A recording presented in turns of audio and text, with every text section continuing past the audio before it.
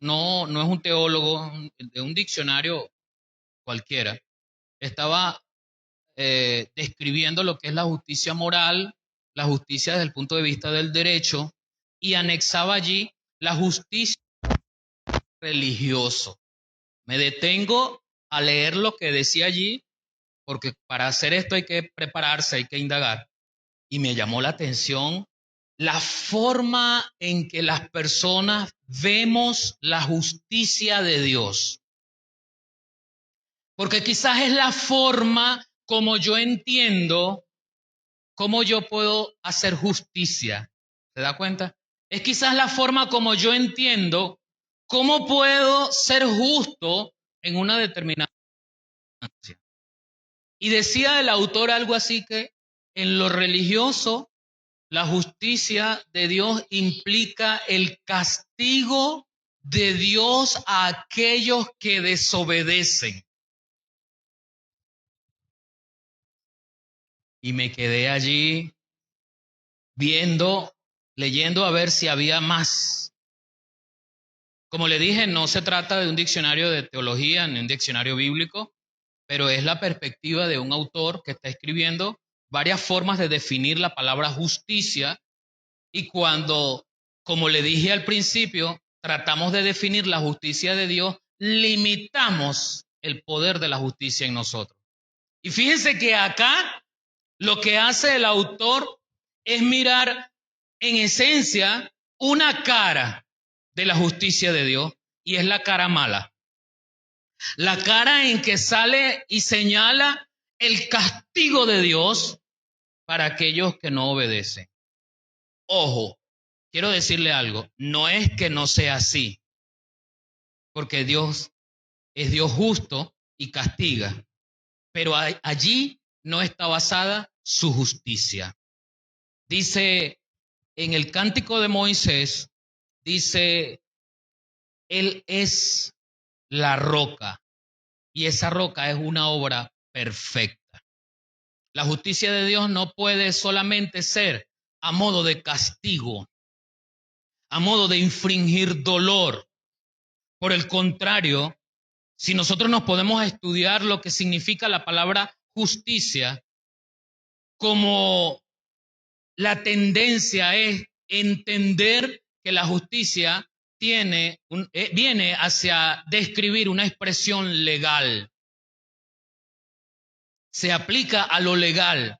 Así que normalmente los jueces, los abogados, los fiscales y las autoridades que tienen que relación con las leyes y tienen que hacer cumplir las leyes, trabajarían en función de la justicia. Así que es necesario que haya ley para que se hable de justicia, porque hay que implementar la justicia. Pero el ser humano le ha agarrado como cierta aversión a la ley y cree, eso sucede desde pequeño, hermano. Desafiamos las leyes porque las leyes son aburridas. Las leyes nos quitan la diversión. Las leyes nos atan. Porque en mi carro yo quiero andar a 140. O sea, yo quisiera que no hubiese una ley que me dijera que no se puede andar en 140. Porque o me gusta la velocidad o quiero utilizar la calle a mi conveniencia. Yo voy en el centro de la ciudad y los que somos de acá de Barinas sabemos cuáles son los sentidos de las calles. Por ejemplo, la calle Cedeño el sentido es subiendo en el centro, estoy hablando del centro. Pero nosotros vemos tanto motorizados como conductores de vehículos que agarran el sentido de las calles como a mí me conviene, porque no quiero dar la vuelta hasta allá, por aquí me es más fácil porque voy hasta la mitad, me asomo, no viene carro y me meto como a mí me conviene. Así somos nosotros con Dios. Vemos la justicia de Dios en su carácter legal como algo punitivo, como algo que me va a expresar un castigo por desobedecer. Entonces eso me hace no acercarme a Dios. O me hace desde el micrófono, para algunos que son superficiales y livianos, me hace discriminar a los que quieren seguir la ley de Dios, diciéndoles fariseos, legalistas, ortodoxos, porque queremos seguir la ley de Dios como debe ser.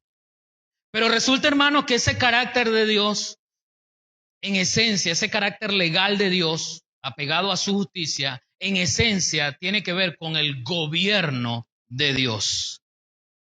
Todo gobierno, todo estado, todo país tiene un conjunto de leyes que en proporción a sus ciudadanos tiene una forma en que nos vamos a desenvolver.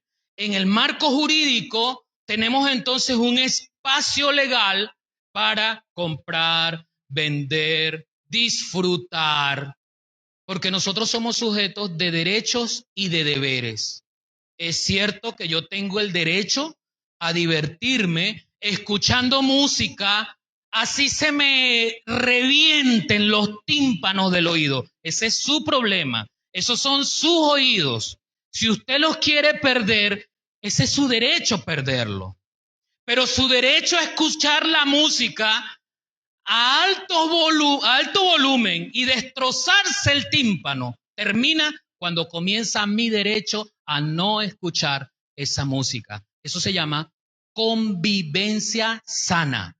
Y hay un marco legal que estipula lo que es la justicia, equidad para ti y para mí. ¿Se da cuenta hacia dónde lo estoy llevando?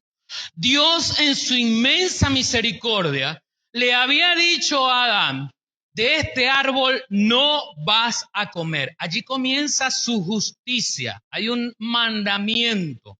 No fue expresado como los mandamientos dados a Moisés y al pueblo, pero fue expresado directamente desde Dios a Adán. Es más, ya habían mandamientos. Ya habían mandamientos. Dios le había dicho a Adán, vas a trabajar y a comer de todos los árboles. Ya le había dado un mandamiento. Te puedes pasear por todos lados. Ya le había dado un mandamiento. Y en el momento en que Adán y Eva desobedecieron ese mandamiento, la justicia propia de Adán y de Eva para ocultar la vergüenza que vino como consecuencia de desobedecer el mandamiento fue que desde su misma fuerza, desde su mismo conocimiento, desde su mismo actuar, se cosieran hojas para tapar la vergüenza de ese pecado. Eso hizo que Dios interviniese haciendo el primer sacrificio de animal para poder cubrir el pecado de Adán y de Eva. No fue justo en ese momento para el animal tener que dar su vida para cubrir el pecado que otro cometió. Así que de allí viene esa práctica para el pueblo de la expiación de pecados por medio del sacrificio de un animal para remisión de los pecados. Eso es parte de la justicia de Dios. Su equidad en darle a cada quien lo que merece, producto de lo que siembra. Repito lo que le dije hace 2 domingos atrás, porque si usted siembra una semilla de limón, no espere cosechar manzana.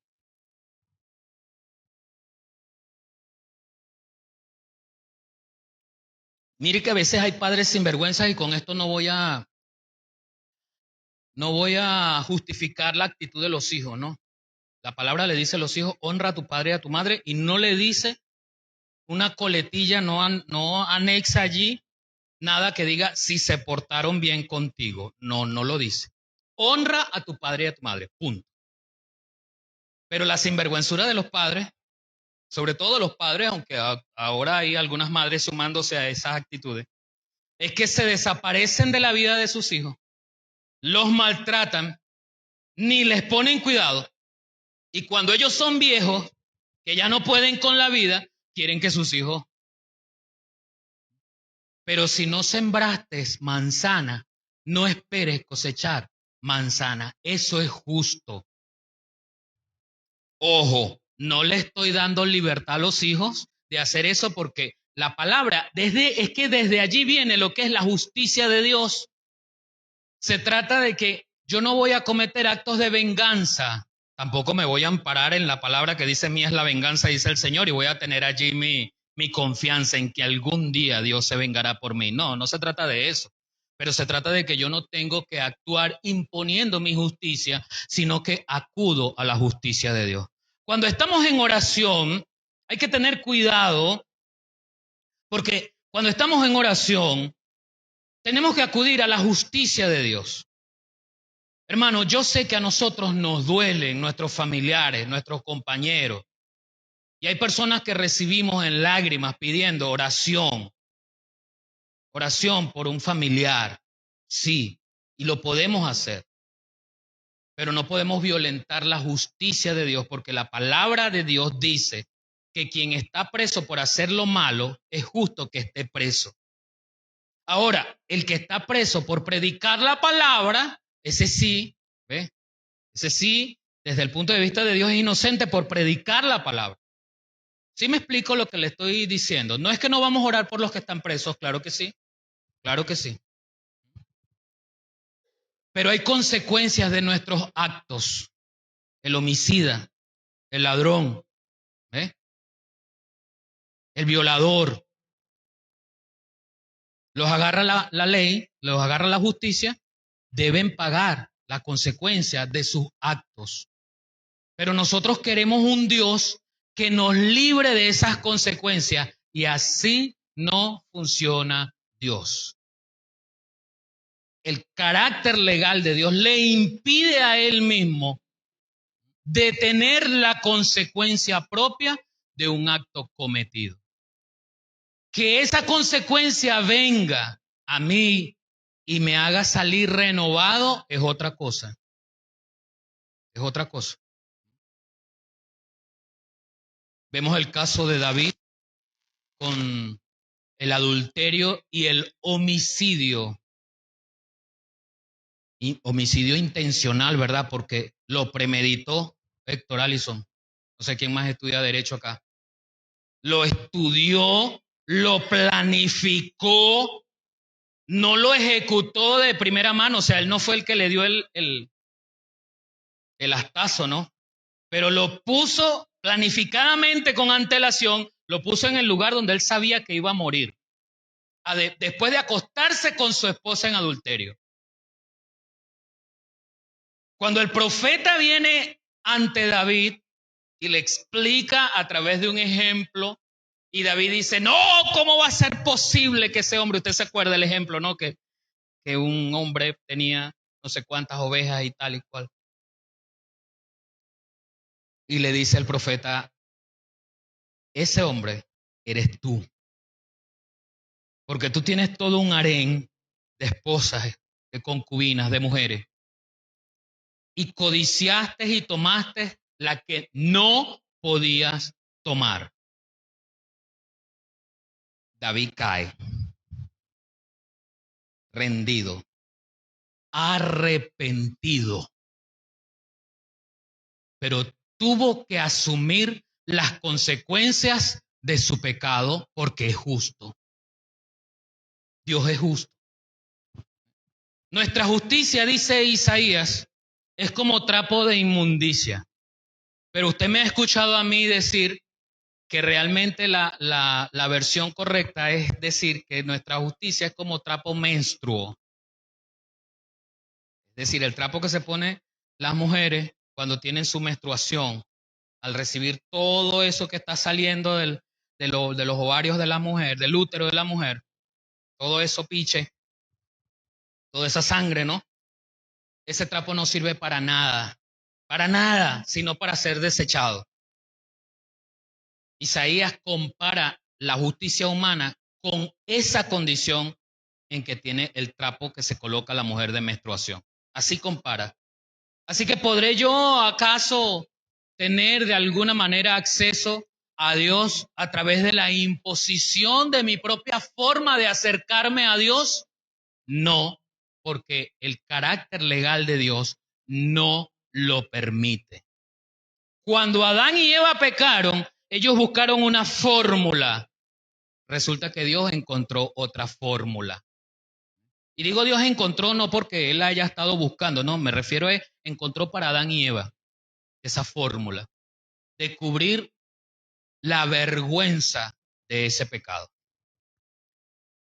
Le he hablado de todo esto y no hemos podido definir lo que es justicia de Dios. Porque con palabras no vamos a poder llenar la absoluta divinidad de la justicia de Dios. Más allá de entender cómo podemos relacionarnos con Dios y su justicia a través de Cristo. Eso es lo que podemos, quizás someramente, empezar a abordar. Pero eso nos va a ayudar a entender que Dios es justo y por eso actúa de alguna manera que nosotros no entendemos. Dice el profeta que Dios le dijo, porque mis pensamientos no son vuestros pensamientos. Están distantes. Hay mucha distancia entre el pensamiento de ustedes y el pensamiento mío. Ahora, póngase a ver que la justicia de Dios en su carácter legal nos permite a nosotros, le permite a Él relacionarse con nosotros. Romanos 1, 18 al 21 describe que la creación de Él rehusó acercarse a Él y sostener un vínculo con Él de la manera como Él quería, de la manera como Él lo planificó. Así que dice el apóstol Pablo en Romanos 1, 18 en adelante, porque la ira de Dios se revela desde el cielo contra toda impiedad e injusticia. Perdón, le estoy diciendo que la justicia de Dios permite que nos relacionemos con Él. Así fue desde Adán. Pero la injusticia del hombre hace que nosotros queramos relacionarnos con Él a nuestra manera y así no existe una relación con Dios. No nos podemos relacionar con Dios a través de rezos, a través de oraciones vanas. No nos podemos relacionar con Dios viniendo aún a la iglesia, cantando, orando, leyendo, pero mi corazón alejado de los mandamientos de Dios. Así no nos podemos relacionar con Dios. Recordemos al Señor Jesús diciéndole a sus discípulos, enseñándoles un principio de un corazón puro. Para aquellos que venimos a la iglesia y le dice el Señor, cuando ustedes vengan y traigan su ofrenda, ¿ve? Porque queremos relacionarnos con Dios con cosas que se vean y la ofrenda es algo que se ve. Yo vengo, traigo mi ofrenda, quizás es bastante, es significativa la ofrenda que traigo, unos cuantos dólares. Pero el Señor dice, a mí me interesa y veo lo que está en tu corazón. Así que si cuando vengas a traer tu ofrenda, que es un acto en que pensamos nos relaciona con Dios, cuando vengas a traer tu ofrenda y recuerdas, ¿dónde está el recuerdo? ¿Por dentro o por fuera? Por dentro. ¿Dónde? En la mente. Y recuerda que alguien tiene algo en contra tuya. No es que tú tienes algo en contra de él, porque el Señor supone que así no vas a venir a traer una ofrenda, teniendo tú algo en contra de alguien. Pero el Señor le dice, recuerda que alguien tiene algo en contra tuya, no presentes tu ofrenda, no te relaciones así conmigo, con ese corazón. Deja la ofrenda a un lado, no la presentes, déjala a un lado. Ve, haz las paces con él o con ella. Y después que eso esté limpio en el corazón, vienes y te relacionas conmigo. Eso es justicia, ¿se está dando cuenta?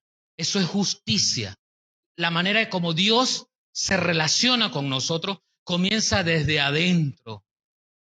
El mismo Señor le habla poniéndole el ejemplo de aquellos que traen ofrenda. Los ricos traían mucho. Y le llama la atención la ofrenda de un joven, de una viuda. en comparación con esas bolsas de dinero que traía los demás ricos, era insignificante esa pieza de moneda que traía la viuda. Pero en su corazón, la viuda se había relacionado con Dios mejor que los ricos. Y explica el Señor por qué. Porque los ricos daban de lo que les sobraba. La viuda daba de lo único que tenía, de lo que para mañana le podría salvar a usted para comprarse su kilo de arroz. De ahí estaba dando la viuda. Ya se había despegado en su mente y en su corazón de eso que la podía salvar de hambre. El mismo caso de Abraham. Su fe le es contada por justicia. ¿Por qué? ¿Porque actuó y obró? No, porque mató a su hijo en su pensamiento antes siquiera de llevárselo al monte a sacrificarlo. Por eso le fue contado a Abraham su fe por justicia. Una forma de relacionarse con Dios donde se centra Dios en el medio. No hay humanismo que valga. No hay otra cosa que pueda venir y sacar a Dios del centro de nuestras vidas cuando a través de la justicia de Dios podemos relacionarnos con Él. Entonces, vea usted, hermano, hermana, que la justicia de Dios no es hablar solamente del castigo por la desobediencia. Primero hablemos de nuestra relación con Él a través de Cristo, como lo vamos a ver más adelante. Pero continúo diciendo en Romanos 1:18, porque la ira de Dios se revela desde el cielo contra toda impiedad e injusticia de los hombres que detienen con injusticia la verdad. Detenemos la verdad del Señor con nuestras injusticias. Porque lo que de Dios se conoce les es manifiesto, pues Dios se los manifestó. Porque las cosas invisibles de Él, ¿cuáles son esas cosas? Su eterno poder y deidad, se hacen claramente visibles desde la creación del mundo, siendo entendidas por medio de las cosas hechas, de modo que no tienen excusa. Pues habiendo conocido a Dios, dice el apóstol, no le glorificaron como a Dios, ni le dieron gracias, sino que se envanecieron en sus razonamientos y su necio corazón fue entenebrecido. ¿Ve usted la lucha que impera en el ser humano por tratar de igualar la justicia de Dios? Y es que utilizamos unas frases a veces que están descompuestas de todo análisis que uno pudiese hacerlo. No, yo no creo que Dios permita eso. O sea, ¿quién soy yo para decir yo no creo que Dios permita eso? ¿Qué credenciales divinas tengo yo para cuestionar la autoridad y la omnisciencia de Dios diciendo, yo no creo que Dios? Conversaba con mi esposa en estos días y le decía de alguien creyente, creo yo, porque es bárbaro dar este testimonio. Alguien creyente que le decía a alguien creyente también que para solucionar algo que tenía que solucionar en lo inmediato, debía mentir, falsificar un documento. Eso no fue aquí. Y ese alguien, ese creyente le decía, no, yo soy cristiano, no puedo actuar a eso. Dios no me deja. Entonces el otro creyente supuesto, entre comillas, le decía, no, pero es que Dios tiene que entender que es por tu bienestar y el de tu familia. O sea, tu bienestar y el de tu familia, Dios tiene que entenderlo. Dios tiene que dejarte. Dios tiene que dejarte pasar esas cosas para que tú estés bien haciendo lo que no debes hacer. ¡Qué bien! Se envanecieron en su razonamiento y su necio corazón fue entenebrecido. Así es el ser humano. ¿Ves? Creemos saber tanto como Dios. Encapsulamos en la filosofía, en la ciencia, encapsulamos o tratamos de encapsular la esencia de la divinidad de Dios. Por eso, hermano, no le traje una definición teológica sobre la justicia de Dios, porque al final y al cabo no la podemos encapsular en 20 palabras. No la podemos encapsular en nuestro razonamiento. La justicia de Dios viene por nuestra experiencia de relacionarnos con Él como Él quiere. Le dijo Jesús a sus discípulos, el que cree en mí, como dice la Escritura, no es como a usted le da su real voluntad, es como dice la Escritura. Entonces, para creer en Dios, para creer en Jesús, para obedecer su mandamiento, es como lo dice la palabra, no como a mí me parece que debo obedecer, o las circunstancias en las cuales estoy sometido a la obediencia, o hay unas circunstancias que sí y hay unas circunstancias que no. Si peligra mi vida, puede ser que no. ¿Eh? Si me voy a ganar una casa, puede ser que no. Si me voy a ganar un carro, puede ser que no. Si voy bien. Y yo siempre me pregunté, hermanos, ¿cuántos de nosotros en nuestra intimidad nos relacionamos de manera justa con Dios, como Él quiere? Y tuvimos el caso de muchas personas, aún creyentes, que hace unos años atrás, cuando estaba iniciando el problema de los dólares y comenzaron los programas gubernamentales para darle dólares a las personas a través de las tarjetas de crédito. Y comenzaron los creyentes también a sumarse a esa estafa de mentir y de prestar un documento intransferible, como es la cédula y el pasaporte, para ganarse unos dólares. Porque la cosa está dura y yo tengo que comer. Dios tiene que entender. Dios tiene que entender. ¿Mm? Claro, ni siquiera la justicia terrenal lo aprueba. ¿Mm? La justicia de Dios se expresa en mandamientos. Claro que sí, ese es el carácter legal de Dios. Pero el mandamiento no es para castigarme. Le decía al principio que el mandamiento es para que yo pueda vivir bien, para que pueda disfrutar bien, porque yo no soy el único que habita este mundo. A veces yo quisiera ser el único que habito este mundo para comerme la flecha, no sé qué, pasear, no sé qué, desnudo, andar por allí.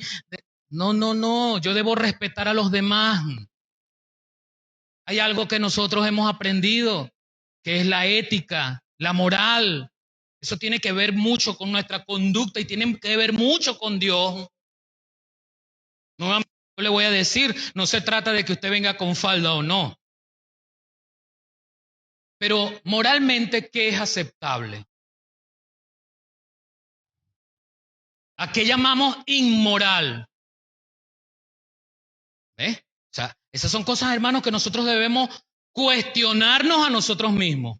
¿Cómo yo estoy haciendo mi relación con Dios? ¿Con trampas? ¿Con engaños? ¿Tratando de cubrirme con unas hojas hechas por mí mismo? Tratar de descubrir la desnudez y la vergüenza que tengo con un material hecho por mi propia experiencia y no acudo a Dios. El que confiesa y se aparta alcanzará misericordia, dice el Señor. Hermana.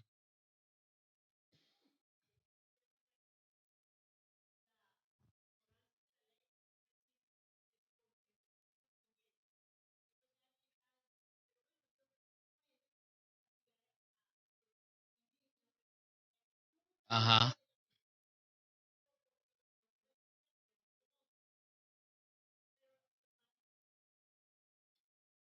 así es, así es.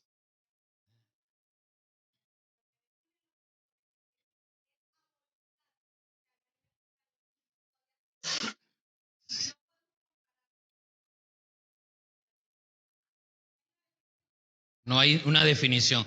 En Romanos capítulo 3, versículos 19 y 20, nos habla de ese propósito de la justicia de Dios expresado en mandamiento, que no es solo para castigar. Estamos acostumbrados a la penalidad por la inobservancia de una ley, pero no nos damos cuenta que la ley en sí misma trae para nosotros el cumplimiento de nuestros derechos. Usted quiere que la calle del frente de su casa y su misma casa estén limpias, pague el aseo. Eso es su derecho y su deber. ¿Se da cuenta? ¿Ah? Pero es una sinvergüenzura de nosotros y nos quejamos que la calle está sucia, que mi casa que está sucia, y si no pago el aseo. Romanos 3, 19 y 20. Pero sabemos que todo lo que la ley dice, escuche, pero sabemos que todo lo que la ley dice, lo dice a los que están bajo la ley, para que toda boca se cierre y todo el mundo quede bajo el juicio de Dios. Esto en referencia a la ley de Moisés. Ya que por las obras de la ley, escúcheme, ya que por las obras de la ley ningún ser humano será justificado delante de él, porque por medio de la ley es el conocimiento del pecado. Entonces, la manera en que Dios en su justicia se relaciona con nosotros, en esa misma manera Él expresa el mandamiento y el mandamiento lo usa para señalar el pecado, no para salvar. El apóstol Pablo más adelante dice, porque no hubiese conocido lo que es la codicia, si el mandamiento no me dijera, no codiciéis. ¿Eh? Ahora, ¿para qué está la ley allí? Para mostrarme lo que es malo. Y me va a mostrar lo que es malo para que yo vaya a hacer lo malo.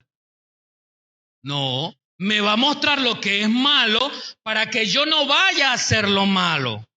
Cuando Jesús le habla a sus discípulos y a través de todo el Nuevo Testamento, los apóstoles, por revelación del Espíritu Santo, le escribe a la iglesia y le dice, por ejemplo, a los esposos.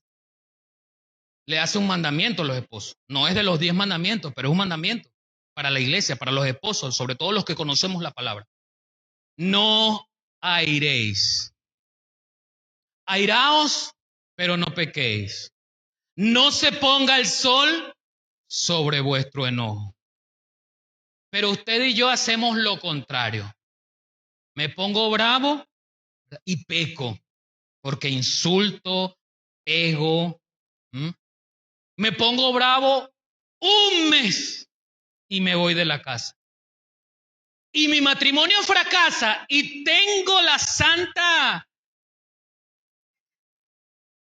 de decir, no, Dios no permitió que eso siguiera, Dios. Dios me libró de esa mujer, Dios me libró de ese hombre.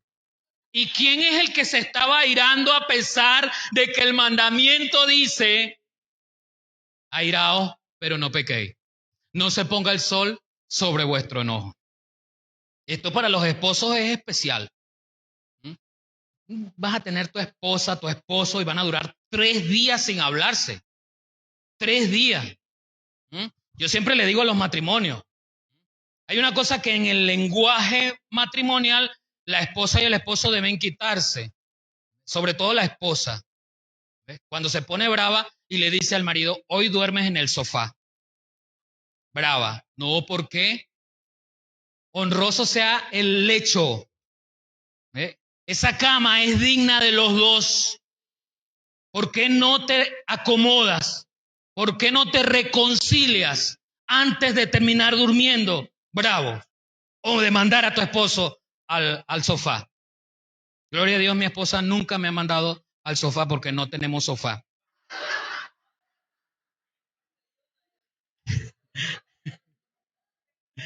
Gloria a Dios, porque si no, sí tenemos uno, sí tenemos uno.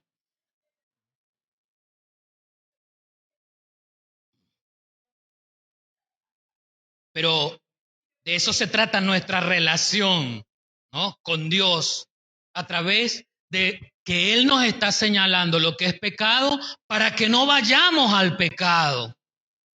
El apóstol Pablo le dice a Timoteo, un joven pastor, ¿verdad? Y como joven pastor, el apóstol sabía que quizás tenía una comunidad joven. Y le dice a Timoteo para que atienda eso, él lo practique y lo enseñe. Huye de las pasiones juveniles. Huye. Y nosotros más bien nos quedamos coqueteando con las pasiones. ¿Ah? Los muchachos quieren estar con la muchacha, coqueteando con las pasiones, caminando al borde de. Es posible que yo sea tan buen equilibrista, ¿verdad? Sí, se dice así, equilibrista. Es posible que yo sea tan bien equilibrista que no me caiga. Pero ¿y si me caigo? ¿Qué es mejor? Alejarse. Porque donde José se quede coqueteando con la mujer de Potifar, ahí cae. Desnudo y todo, pero salió corriendo. Lo importante no, ay, pero fue a la cárcel, sí, pero lo importante fue que él no defraudó a Dios. Que fue a la cárcel producto de una mentira, pero él no defraudó a Dios. Salió huyendo, no se quedó ahí, mira, pero vamos a hablar, tú tienes esposo, yo no puedo, no sé qué, mira, que ahí a conciliar algo. No, Señor. Huid, dice el Señor. Pero el mandamiento está allí para mostrarme el pecado, y me está mostrando el pecado es para que no me acerque al pecado. Romanos 7 en adelante. ¿Qué pues diremos? ¿La ley es pecado? En ninguna manera. Pero yo no conocí el pecado sino por la ley, porque tampoco conociera la codicia si la ley no dijera, no codiciarás. Mas el pecado, tomando ocasión por el mandamiento, produjo en mí toda codicia, porque sin la ley del pecado el pecado está muerto. Y yo sin la ley vivía un tiempo, pero venido el mandamiento, el pecado revivió y yo morí. ¿Por qué? Porque yo tenía que acercarme a Dios. Y al acercarme a Dios soy hombre muerto, porque soy pecador. Así que la ley no me ayudó a mí a acercarme a Dios a través de la ley, es decir, a través de hacer o no hacer. No era la forma correcta. Dios se relaciona conmigo por su justicia, pero yo no me puedo relacionar con Dios por mi justicia. ¿Sí me entiendo? Entonces, por eso no se trata de hacer o no hacer. Es Dios relacionándose conmigo a través de su justicia. Por eso me muestra, aquí está el pecado, míralo. Y huye de él. Esa es su manera como se relaciona con nosotros. Esa justicia de Dios origina la justificación del hombre. Romanos 5, 1 y 2. ¿Cómo dice? Justificados pues por la fe, tenemos paz para con Dios. Por medio de nuestro Señor Jesucristo, por quien también tenemos entrada por la fe a esta gracia, en la cual estamos firmes y nos gloriamos en la esperanza de la gloria de Dios. Así que la justicia de Dios, a través de esa justicia, Él se relaciona con nosotros y permite que cuando nos relacionemos con Él, nos relacionemos a través de su gracia. Comienza en nosotros, pues, un proceso que la palabra nos enseña que se llama justificación. El hecho o el acto de hacernos justos delante de Él a través de Cristo, no de lo que yo hago o no. ¿Sí me está copiando, hermano? Lo veo así como que... Entonces le decía que la justicia se expresa en mandamiento para mostrarnos en pecado, y esa justicia expresada en mandamiento origina la justificación cuando nos relacionamos con Dios a través de Cristo. Y aquí es el segundo elemento de esta justicia divina de Dios, de ese carácter justo de Dios.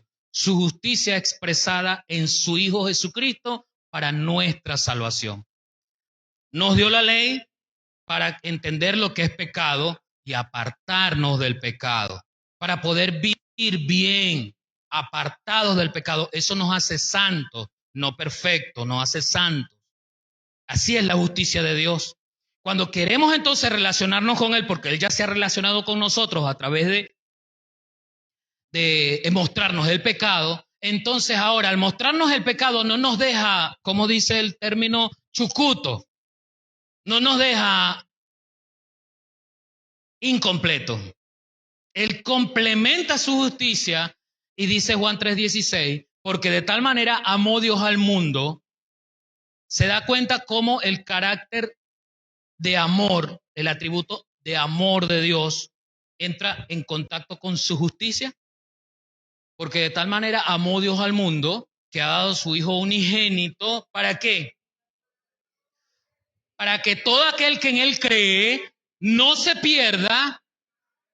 Pero me gusta el 17 porque aclara lo que le estoy diciendo. La justicia de Dios no se presenta en su primera cara para condenar, para hacer pagar, para castigar al hombre. La justicia de Dios se presenta en su cara frontal para obrar en salvación. Y dice el versículo 17 de Juan 3, porque no envió Dios a su Hijo para condenar al mundo. Ese no es el propósito de la justicia de Dios, condenar.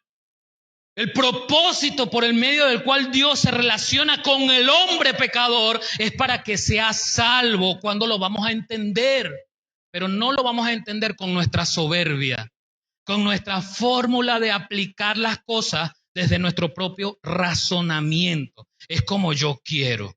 No me gusta porque es que, sí, yo le voy a aceptar que humanamente organizaciones, pastores, iglesias, a veces imponemos como los fariseos algunas cosas que no deben ser. Yo te lo acepto. Pero es que no hablamos de la persona ni hablamos del grupo. Hablamos del colectivo, no los evangélicos, no los cristianos, la iglesia. Y ahí hasta cristianos, digo yo, sumados a eso. No, la iglesia está perdida. La iglesia ya no ama. La iglesia ya va, un momentico. Vamos a tener cuidado con los absolutos. Si pudiésemos decir, no tengo datos, ¿verdad? Pero pudiésemos decir que la mayoría, no sé, pero la mayoría no son todos. Y la mayoría no puede invitarme a mí a hacer lo malo porque la mayoría lo hace.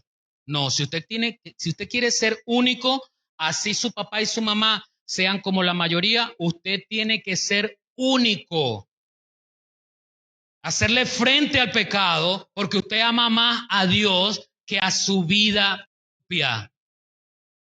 Usted ama más a Cristo que a su familia. No se trata de jerarquización. Se trata de quién es el centro de nuestra vida. Entonces la justicia de Dios expresada en Cristo con un propósito para salvación. Esa justicia, como lo decía en Romanos 5, es precisamente a través de Cristo, no a través de la ley. Recordemos, ¿la ley para qué fue dada?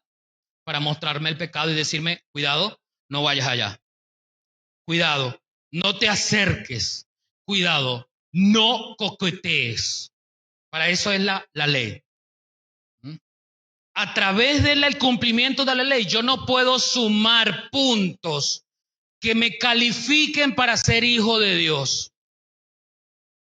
Por eso es que a través de los 10 mandamientos yo no puedo sumar puntos para que en el cumplimiento de los 10 mandamientos yo pueda ser acepto delante de Dios. Porque cuando me califique el cumplimiento de los 10 mandamientos, si yo pelo uno, como va a ser así porque soy un ser humano, si yo pelo uno, es como si no hubiese cumplido ninguno. Entonces, ¿de qué me vale a mí argumentar de que el sábado yo tengo que ir porque es el sábado? Si la palabra me dice que no sea un envidioso, los 10 mandamientos me dicen que no sea un codicioso, y en mi mente ando codiciando la casa de fulano, el trabajo de sutano, el modo de vida de aquel, el carro de aquel, y en el peor de los casos, la mujer de aquel. Ay, pero el sábado. ¿Y aquí? Entonces ya ese mandamiento de la codicia, acá, me tumbó todo el sábado y los otros 10 mandamientos, los otros 9 mandamientos. ¿Se da cuenta? Así no me puedo relacionar con Dios. Así no es. Es a través de Cristo. Cristo dijo, yo vine a cumplir los mandamientos de Moisés. Ahora ustedes cumplan los mandamientos que yo les estoy dando, que son los mismos de Moisés, pero ahora están aquí, comienzan aquí. ¿Oíste que fue dicho? El Señor le dice a sus discípulos, ¿oíste que fue dicho por Moisés? No codiciará. Y dice el Señor, pero yo os digo, el pero no es que no sirve, el pero es que lo va a analizar. Pero yo os digo, aquel que desde su corazón ve, no asesinarás, no cometerás homicidio, Y el Señor dice, aquel que desde su corazón odia a su hermano ya es homicida. Y eso nos pasa a nosotros. Yo lo odio. Yo la odio. Que es un homicida. Ya apeló uno de los 10 mandamientos. ¿Se está dando cuenta? Entonces los 10 mandamientos no les sirve para relacionarse con Dios. Les sirve para conocer lo que debe y no debe hacer, pero no para relacionarse con Dios, porque no es el obrar, es el creer en Cristo. Y a través de Cristo, Romanos 5, justificados pues por la fe, tenemos paz para con Dios. De otra manera no podemos tener paz con Dios. Tercer y último punto, la justicia de Dios, ese carácter divino de Dios, nos da una forma nueva de vivir bajo una nueva autoridad. Le dije al principio que cuando hablamos o escuchamos la palabra justicia, eso tiene que ver con el carácter legal, con lo legal, ¿no? Con un marco jurídico. En nuestro país, por ejemplo, la Constitución es la máxima jurídica que hay. Ninguna ley por debajo de la Constitución puede articular algo que vaya en contra del fundamento que está en la Constitución. De allí, de las leyes que explican los artículos que están en la Constitución, viene la jerarquización, no sé cómo se llama eso, no soy abogado. La pirámide de Kelsen tiene lo que son las leyes orgánicas, ¿verdad? Las leyes transitorias, las resoluciones, y bueno, pare usted de contar. Todo ese marco jurídico de una nación le permite activar los deberes y los derechos de sus ciudadanos.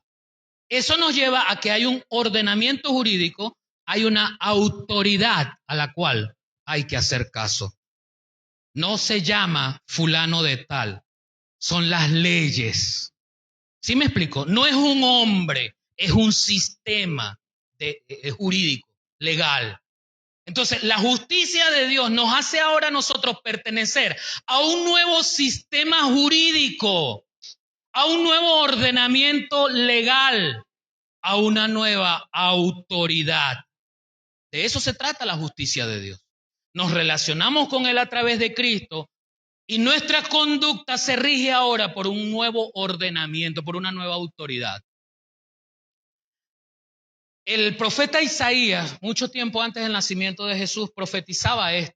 En Isaías 58, 2 y 3 dice, que me busquen cada día y quieran saber mis caminos, como gente que hubiese hecho justicia y que no hubiese dejado la ley de su Dios. Me piden justos juicios y quieren acercarse a Dios. ¿Por qué dicen ayunamos y no hiciste caso? Humillamos nuestras almas y no te diste por entendido. He aquí que en el día de vuestro ayuno buscáis vuestro propio gusto y oprimís a todos vuestros trabajadores. Yo quiero ayunar, dice el profeta Isaías, pero quiero ayunar a mi manera. Sigo obedeciendo un sistema obsoleto de autoridad, pero no quiero sujetarme a la autoridad de Dios para que me diga realmente cómo es el ayuno. No estoy centrando el ayuno acá, estoy centrando en el hecho de lo que el profeta Isaías está hablando en función de nuestra propia revelación de lo que Dios quiere. Y nos hacemos estas preguntas. ¿Por qué dicen ayunamos y no hiciste caso? Tanto que oro, Señor. 6 meses orando y no me haces caso. O sea, Dios tiene que hacerme caso. Señor, y estoy orando con ayuno. Y estoy dando más del diezmo, Señor. O sea, mientras más busque la manera de que agarrarle la chiva a Dios, si la tiene, ¿no? Para que Dios me haga caso, más, ¿verdad? Le saco eso en cara. Señor, si yo doy todos los días a la iglesia. Señor, si yo le doy la cola a mis hermanos. Si yo le doy de comer a mis hermanos. Pero mire, después de yo, más santo no hay, Dios. Y todavía no me ha respondido esa oración. Eso es lo que está diciendo el profeta. ¿Ves? Tratando de coaccionar a Dios por las obras que yo debo hacer. Así quiero coaccionar a Dios. Entonces dice, preguntamos, ¿por qué dicen ayunamos y no hiciste caso? Humillamos nuestras almas. ¿Ves? Le sumo, no es solamente el ayuno, es que yo ayuné humillando mi alma. Yo lloré, Señor, con lágrimas que no son de cocodrilo. ¿Sabe usted la etimología de las lágrimas de cocodrilo? El cocodrilo bota lágrimas, pero no son de tristeza, no son de, ay, me duele, no, señor. Es para limpiar su retina, no sé, sus ojos, para poder cazar bien la presa. Entonces esa es la etimología de esa historia, lágrimas de cocodrilo. No son falsas, es que tienen otro propósito.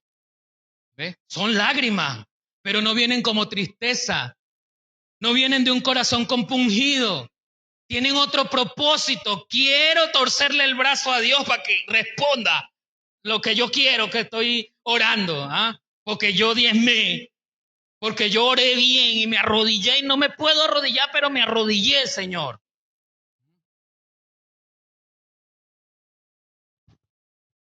¡Wow! Dice mi sobrina chiquitica. ¡Wow! ¡Qué tremendos somos nosotros! ¡Qué tremendo! ¿Mm?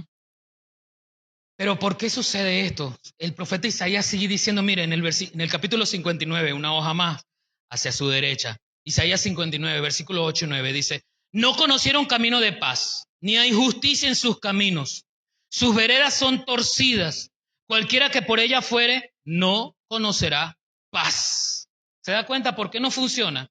Porque aunque ayunemos, aunque lo hayamos hecho con humillación, según yo, con lágrimas de cocodrilo, dice la palabra, no conocieron camino de paz.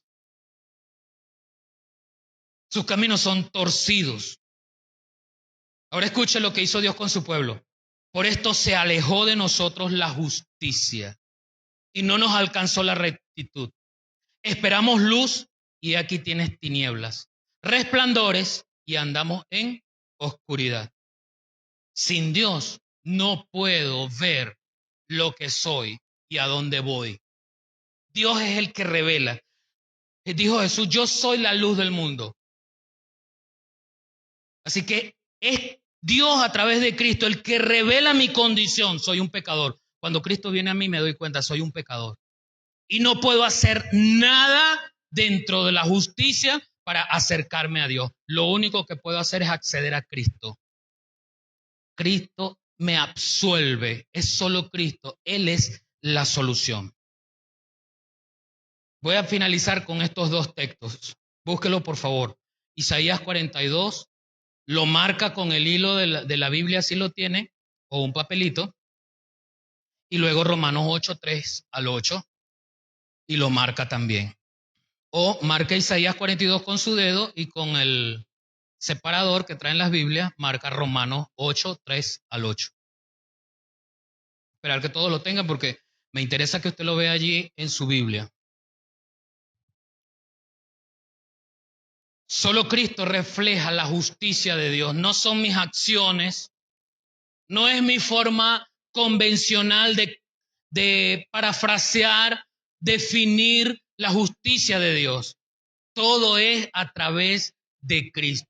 Isaías 42 y Romanos 8, 3 al 8.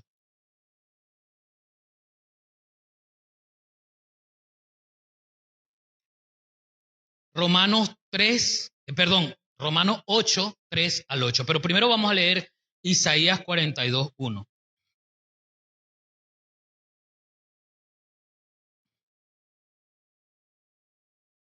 En una profecía que le revela a Dios mismo a Isaías acerca de su hijo y lo que significaba su venida acá en la tierra, cuando nació, expresa lo siguiente. Isaías 42, 1. He aquí mi siervo, yo le sostendré, mi escogido, en quien mi alma tiene contentamiento. He puesto sobre él mi espíritu. Él traerá justicia a las naciones. ¿Quién traería justicia a las naciones? Jesucristo.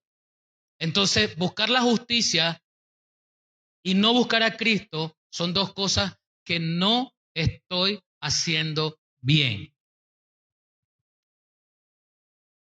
Si yo quiero buscar la justicia, indudablemente tengo que refugiarme en Cristo. Si yo quiero experimentar la justicia de Dios, tengo que tener una experiencia de vida a través de Jesucristo. Es a través de Jesucristo, hermano. Esa es la justicia de Dios. Esa es la máxima.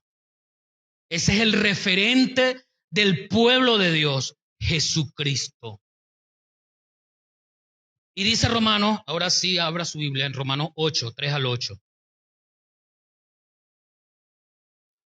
Romanos 8, 3 al 8.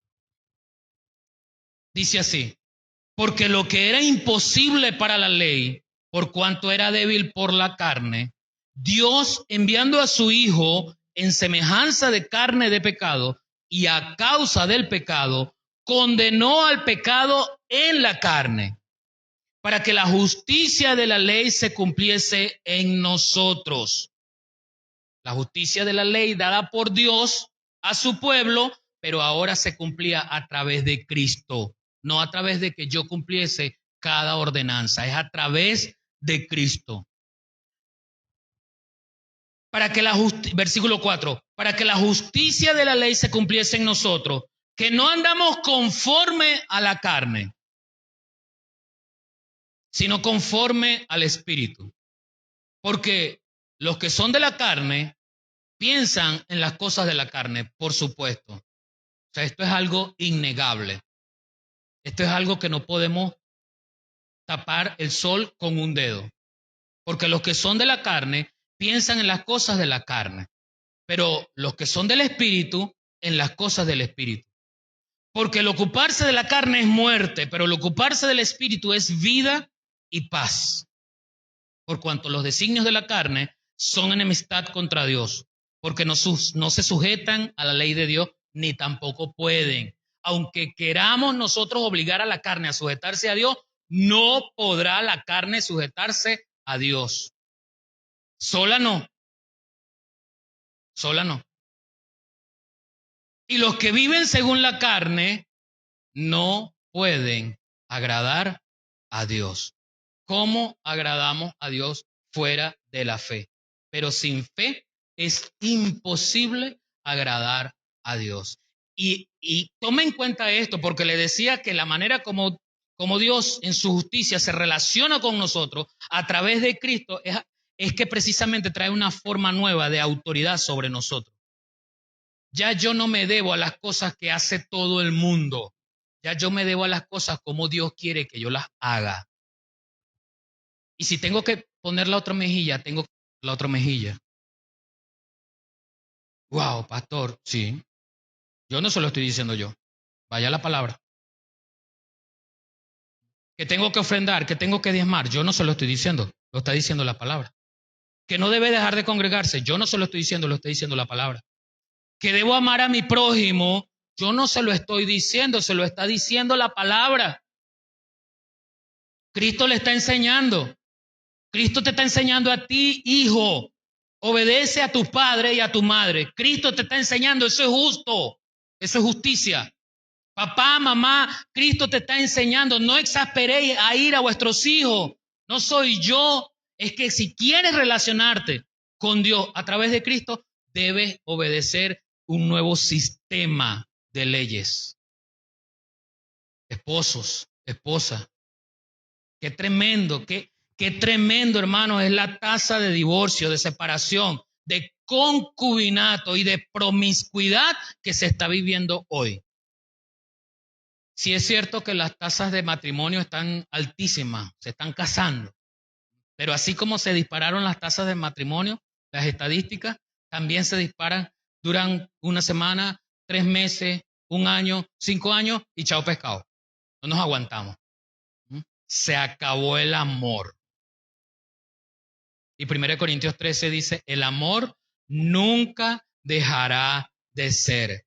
Como no buscamos a Dios como debe ser, no entendemos lo que significa el amor nunca dejará de ser. Y por eso tenemos tantos conflictos en los matrimonios. Esposos que no quieren sujetarse a Dios para amar a sus esposas, porque en el matrimonio, Dios le dice al esposo, ama a tu esposa. Eso no se lo dice a la esposa.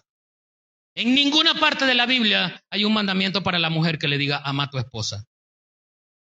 Pero al esposo sí le dice, ama a tu esposa. Es más, le dice al esposo, trátala como a vaso más frágil. Le pregunto a usted, esposo, ¿usted trata a su esposa como a vaso más frágil? Piense por un momento. Piense por un momento. ¿Usted trata a su esposa como a vaso más frágil? Tratar a la esposa como vaso más frágil no comienza diciéndole, hola mi gorda, ¿cómo estás? Buenos días. Mi gorda no es un trato como vaso más frágil. ¿Mm? Allá quedó la vieja en la casa. Eso no es un trato como vaso más frágil, la vieja. ¿Mm? Señor. Esposa, tú eres como la mujer de Proverbios 31 que se para a atender a su esposo, que le tiene la comida a tiempo, que le plancha y le cose allí lo que tiene que coserle, como que se pone un atuendo bien bonito. Lea Cantares. Ayúdeme a orar. Yo escribí el segundo libro. Sí, no estoy haciendo, ¿cómo se llama eso? Publicidad, ¿no? Escribí el segundo libro. Se llama El placer de estar juntos. Para mayores de 18 años y casados. Es un esbozo de Cantares. ¿Cómo la mujer debe ataviarse para recibir a su esposo? No será todos los días.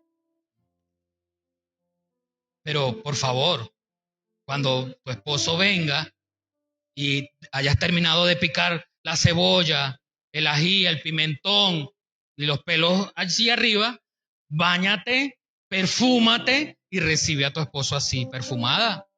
Ay, pastor, usted sí, así dice Cantares y Proverbios, que es la esposa, la ayuda idónea.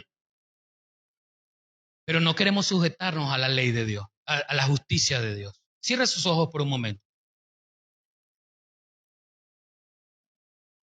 Y piense en particular lo que para usted significa la justicia de Dios, esa justicia divina, esa justicia inmerecida.